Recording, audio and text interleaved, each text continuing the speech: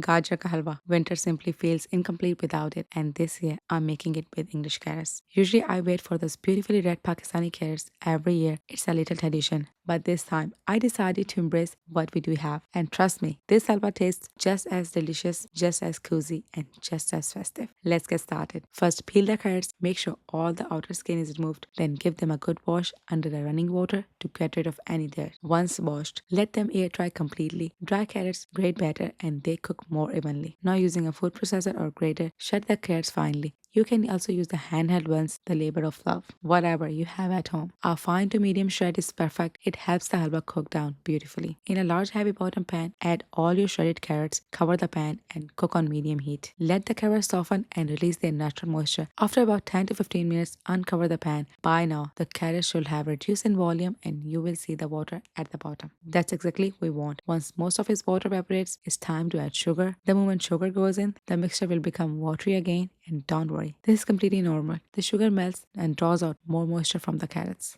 Keep cooking on a medium heat, stirring occasionally for another 10 to 15 minutes. Slowly, the moisture will start to thicken again. Cook until you no longer see any water at the bottom. Now, reduce the heat to the low and add ghee. This is when the magic begins. Let the carrots fry slowly in the ghee for about 15 to 20 minutes. Stir it more often. At this point, the halwa will become glossy, the color deepens, and you will notice it's clinging together and leaving the sides of the pan. Sometimes you will even hear a soft crackling sound. That's your sign that halwa is cooking perfectly. Once the texture looks rich and thick, start adding powdered milk gradually. Mix gently, taking your time. Don't rush this step. This is what makes the halwa creamy and full of flavors. And finally, the star ingredient, khoya. Keep the heat very low, crumble in the khoya and fold it gently into the halwa. Let it melt slowly. Avoid over mixing it. We just want it to combine. Once everything is beautifully blended and the halwa has just a classic rich, thick consistency, turn off the heat. Transfer it to the serving dish. For garnish, sprinkle some chopped almonds and pistachios. And if you want a touch of elegance, you can add edible silver leaves. Serve it warm or let it come to the room temperature. Honestly,